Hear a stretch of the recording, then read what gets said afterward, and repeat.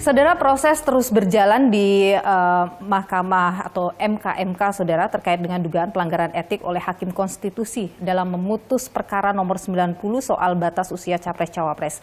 Lantas apa, Saudara, potensi hukum yang bisa dijerat bagi para Hakim Mahkamah Konstitusi yang dilaporkan ini? Dapatkah kemudian putusan MK ini nantinya akan mengembalikan kepercayaan publik dan juga marwah dari Mahkamah Konstitusi? Kita perbincangkan hal ini bersama saya sudah hadir Hakim Konstitusi 2003, 2008, dan 2015. 2 periode ya Pak ya? Di Dewa Gede Palguna. Pak Dewa, terima kasih sudah bersama dengan Nilu, sehat selalu. Jadi Pak, kalau kita melihat apa yang terjadi di Mahkamah Konstitusi sekarang ini sudah kejadian yang luar biasa menurut Anda, pengalaman Anda? Ya, sangat luar biasa. Ya, ini sangat luar biasa. Karena ya saya tidak membayangkan bahwa ini akan terjadi gitu kan. Ya dulu pendiriannya kan penuh dengan idealisme macam-macam ya. Kebetulan saya juga ikut di Panitia Ad Hoc 1 Badan Pekerja MPR yang merumuskan perubahan Undang-Undang Dasar kan.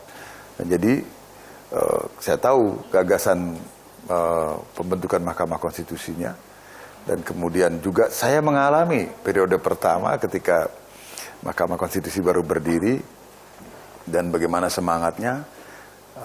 Bagaimana prinsip integriti yang hendak ditanamkan pada waktu itu, dan sejak awal kita menyadari bahwa kita memang perlu dikontrol karena memiliki kekuasaan yang begitu besar, dan karena itulah peraturan Mahkamah Konstitusi kedua yang dibuat ketika Mahkamah Konstitusi baru berdiri itu dibuat adalah tentang Majelis Kehormatan atau Dewan, saya lupa ada Dewan Kehormatan atau apa namanya itu. Itu karena ada kesadaran bahwa kita itu memang perlu diawasi. Saya tidak pernah sebenarnya bahkan dalam pikiran yang paling liar sekalipun untuk membayangkan bahwa ini akan pernah terjadi gitu loh. Karena mungkin saya atau mungkin kami di awal itu mungkin terlalu naif ya membayangkan ini tidak akan terjadi karena syarat menjadi hakim konstitusi itu berat sekali loh. Anda baca pasal 24C ayat 5 itu. Dia harus mempunyai integritas, tidak tercela. Negarawan yang menguasai konstitusi dan ketatanegaraan itu kan syaratnya berat.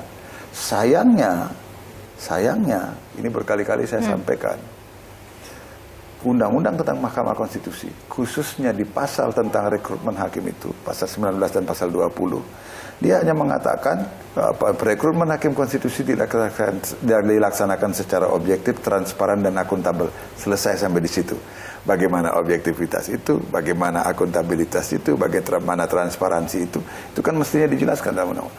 Sehingga akhirnya sekarang masing-masing lembaga negara yang mempunyai kewenangan untuk mengusulkan calon hakim konstitusi, DPR, Presiden, dan ini mempunyai mekanisme sendiri-sendiri. Jadi setengah-setengah negara ini kalau misalnya mau menghadirkan hakim Mahkamah Konstitusi yang benar-benar berintegritas dan seorang negarawan. Dari sisi itu ya boleh dikatakan begitu.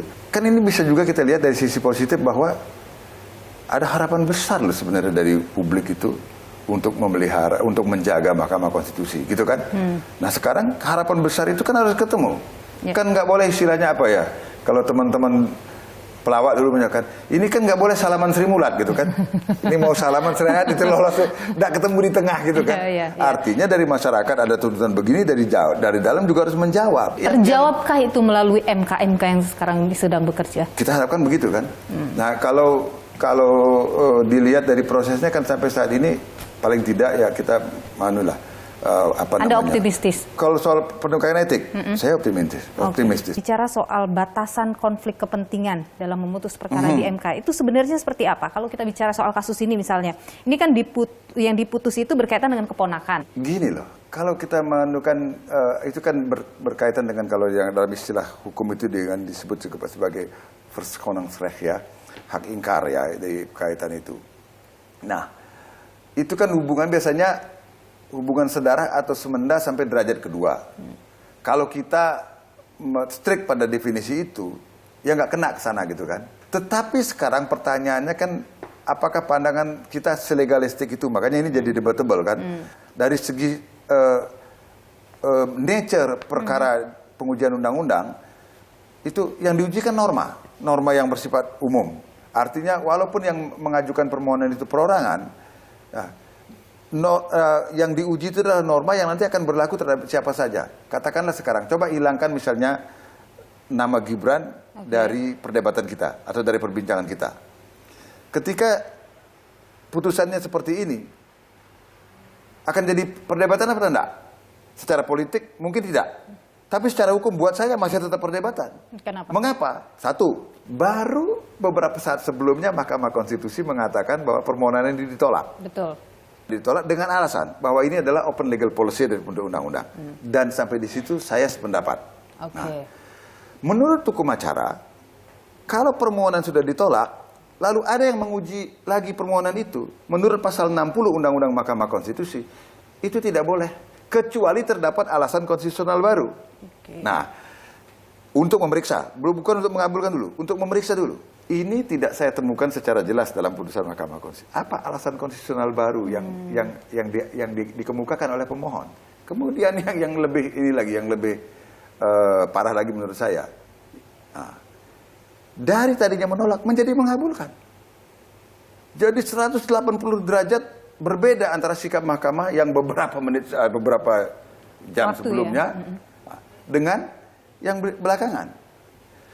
Pertanyaannya kemudian, bolehkah mahkamah atau pengadilan mengubah pendirian seperti itu? Boleh. Ya. Tapi apa syaratnya? Syaratnya adalah harus dijelaskan dengan mendasar dan detail di dalam pertimbangan hukumnya mengapa kemudian mahkamah mengubah pendiriannya. Karena dia sebelumnya sudah berpendapat bahwa itu adalah open legal policy. Oke, dan Anda tidak menemukan itu? Nah, saya tidak menemukan itu. Jadi andai kata pun tidak ada soal politik secara hukum, saya masih akan tetap mempersoalkan. Menurut Anda, MK dalam posisi dilematis sekarang ini? Di satu sisi dia harus menjaga marwah MK, Mahkamah Konstitusi. Tapi di sisi lain kan ada situasi politik juga saat ini ya. Dilematis itu enggak. Saya melihatnya begini loh. Sebenarnya yang punya problem sekarang kan Mahkamah Konstitusi. Iya. Nah, beban itu berpindah sekarang ke Majelis Kehormatan Mahkamah Konstitusi. Sepanjang memang fakta-faktanya itu mendukung, sepanjang apa yang disampaikan dalam laporan itu didukung oleh fakta yang kuat, saya kok optimis ya. Saya optimis Majelis Kehormatan ini akan memutus dengan benar, sesuai dengan itu. Tapi Anda yakin mereka tidak terpengaruh dengan yang tadi? Keinginan publik kan begitu tinggi. Harapan publik pada MK ini juga begitu besar gitu. Apakah mereka tidak, Anda yakin tidak akan terpengaruh dengan itu dalam memutus nanti? Sebagai pressure gitu. Kalau dulu saya ini, nah tapi ini saya ya, mungkin subjektif sekali sih. Kalau dulu saya anggap itu sebagai tambahan energi. Apalagi ini ada tekanan politik juga kan?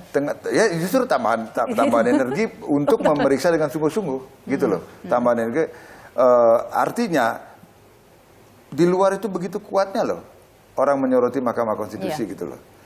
Tetapi kita juga tidak boleh, memutus karena tekanan publik. Pak Dewa, kalau kita bicara soal MK yang bekerja sebenarnya kan tidak sampai sebulan ya untuk kemudian melakukan itu, hal yang memang normal seperti itu, menyidangkan etik seperti ini dalam waktu kurang dari sebulan gitu. Kalau dalam pemeriksaan selama itu, misalnya, sekali lagi saya tidak tahu, fakta yang dibutuhkan oleh Majelis Kehormatan sudah lengkap, buat apa juga berlama-lama? Kalau kita mundur dan melihat lagi putusan perkara 90 itu, ada yang dissenting opinion, tapi ada juga yang kita boleh katakan dia setuju tapi tidak setuju karena kan berbeda pandangan ya soal jabatan itu. Nah itu sebenarnya masuk dalam kategori yang mana harusnya kalau seperti itu? Itu yang saya juga yang saya juga melihat kekeliruan ya.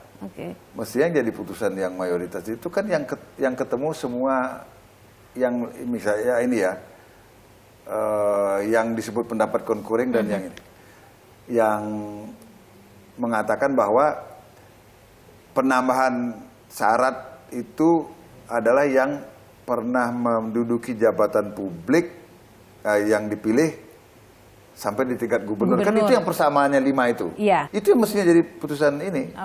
Putusan tidak mayoritas. Bisa digabung ke artinya itu yang jadi, dia masuk ke sana. Yang disepakati berlima kan itu. Iya. Karena yang sisanya yang lain kan yang sampai kepala daerah kepala bupati atau wali kota itu kan berapa orang sih itu? 3 kan? 3. Yang 5 ini kan yang sampai 3 gubernur, mestinya kan ini putusan yang mayoritas. Sekarang setelah kekisruhan yang terjadi ini, Anda sendiri bagaimana menatap MK ke depan? Bagaimana kita semua bisa menatap MK ke depan dengan cara yang sama seperti sebelumnya? Agak berat saya mengatakan ini, tetapi kan pepatah sekali lancung ke ujian itu, seumur hidup orang tidak percaya itu kan jadi berlaku jadinya kan. Saya selalu ingin menyitir satu ungkapan dari seorang hakim terkenal yang mengatakan begini. Mengapa sesungguhnya masyarakat itu mau taat pada putusan hakim? Tidak lain sebenarnya adalah ada 2. Cara ketika dia memutus, dan yang kedua pertimbangan hukumnya. Cara memutus itu maksudnya itu waktu memeriksa di pengadilan, dia menampakkan imparsialitas enggak? Dia mendengarkan secara seimbang kedua belah pihak enggak? Dia memperlakukan para pihak secara patut atau tidak? Ada kecenderungan dia sudah bias dalam pandangannya atau tidak? Itu akan dilihat oleh publik. Maka salah satu prinsip penting dalam General Principles of Judicial Conduct itu mengatakan keadilan itu bukan hanya harus ditegakkan, tetapi harus benar-benar terlihat bahwa dia ditegakkan. Terakhir singkat, karena banyak yang menuntut Ketua MK Anwar Usman untuk mundur saja. Ya. Apakah itu diperlukan? Saya harus mengutip ucapan Immanuel Kant. Dia mengatakan, kalau bersalah secara hukum, itu berarti orang itu ada melanggar ketentuan undang-undang atau melanggar hak orang lain, gitu kan?